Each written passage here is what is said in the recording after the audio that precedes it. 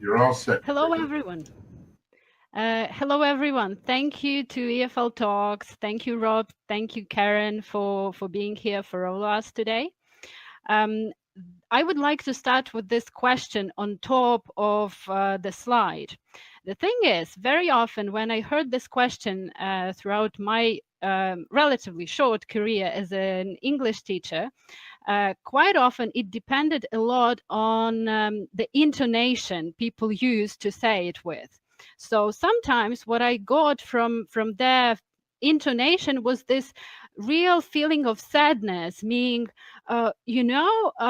you did so well at school and you did quite well at university, and you're a teacher. It's either not paid well and it's not really respected very often or valued, even though teachers give the best of what they can to every learner they have. And that was the point where I definitely started thinking more about the image we have in our own mind about teachers in general, and about the image that we project to our learners. That also took me back to the time when I decided if I wanted to be a teacher or not.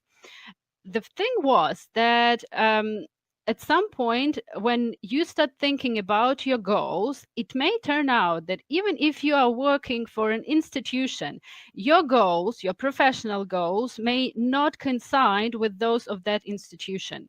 So what happens is you find, for instance, this. All right, this next destination for an ELT event, and you go to your boss and say, could I have a day off or 2 days off to go to that event to develop myself so that I can go back and bring some new ideas?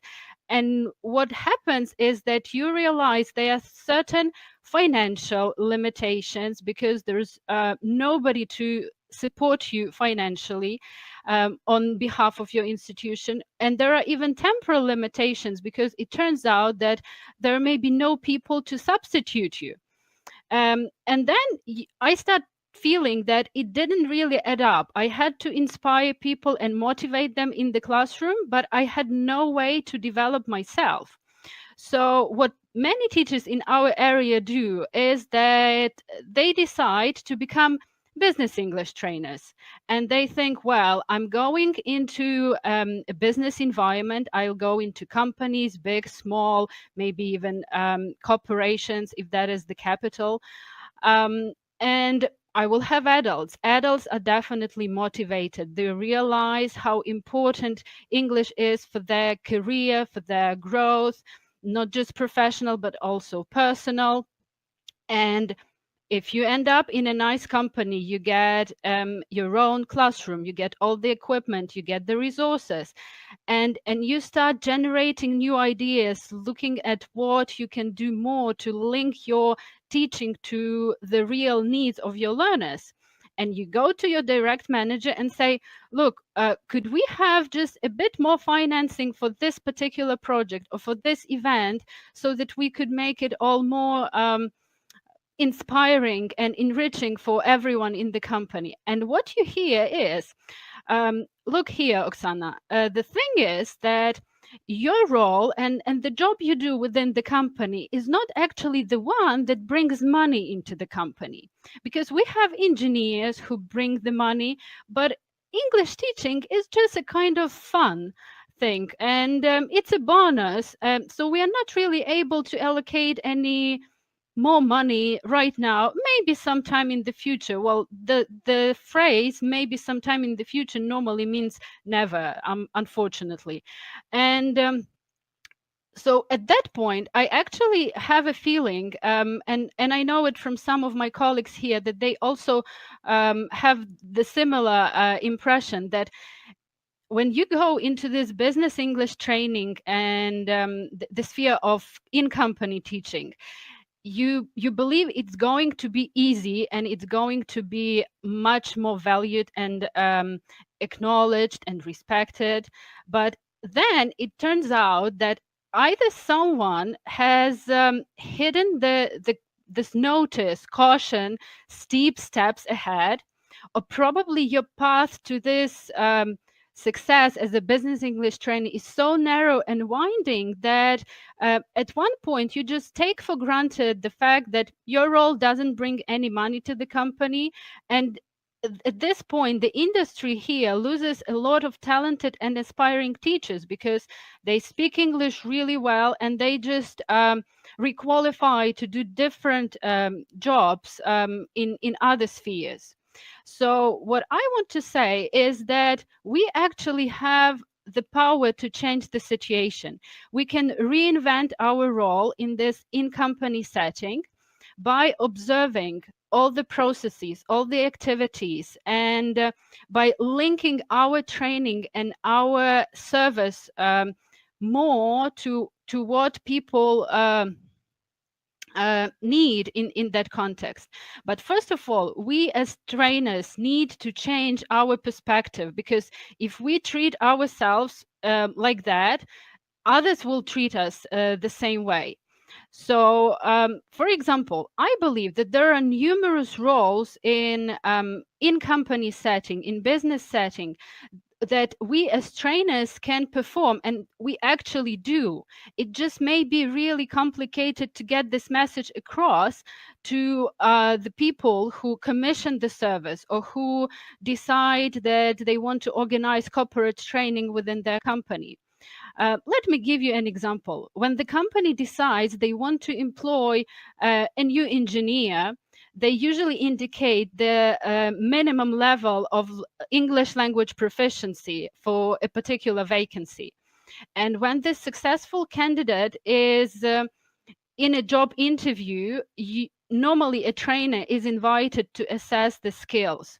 To do this, the trainer usually has to cooperate closely, either with the recruiters or even more generally with the HR department, design a set of tasks to test the specific needs needed for the specific vacancy.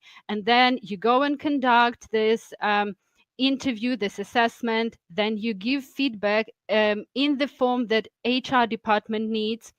And at this point, is it really true that we are not contributing to the income of the company, to the financial success, to the business success of the company? I really doubt it. It's just that we need the skills and our own belief to get this message across to our clients and customers. What is also very important, that out of those roles that we can learn from in business environment, we can develop all of these skills that are essential for the 21st century workplace. We can develop ourselves and we can teach these to our learners.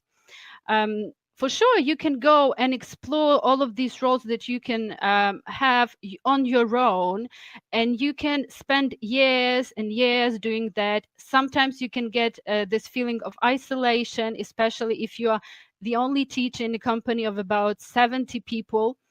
But you can go and join a teachers association. I joined ITEFL B6 specifically about 5 years ago, and I was incredibly lucky to receive my scholarship to attend my first ever ITEFL conference 2 years ago. And that was a life-changing event for me, because I met so many like-minded people who helped me to grow not only professionally but also personally. Kirsten Wechter, who trained me and mentored for the first presentation, Helen Strong, Catherine Lechterfield, Sue Ann and Jenny Wright and Chris Stenser. And these are just a few names that I wanted to mention. I would mention many more, but they are incredible support and they've been really amazing. And if you pay attention to this slide, you will see that the description here is actually used by Erin Mayer to describe a perfect manager. I believe that if we go and volunteer for some organization, we get so much fun, so many skills. And this is really in tune, because I would like to quote Marjorie Rosenberg, an inspiration to all of us here today. The example she gave, when she volunteered for ITEFL, she learned many skills that her students needed. And that's what we get from it. We get the credibility that our learners are looking for in us. So if you want to develop, if you want to grow, choose your teaching association, and you'll learn how to serve the community, how to get this feeling of teamwork, and you'll have a lot of skills to learn, a lot of role models to follow, not only in your profession but also for life. Thank you so much, EFL Talks.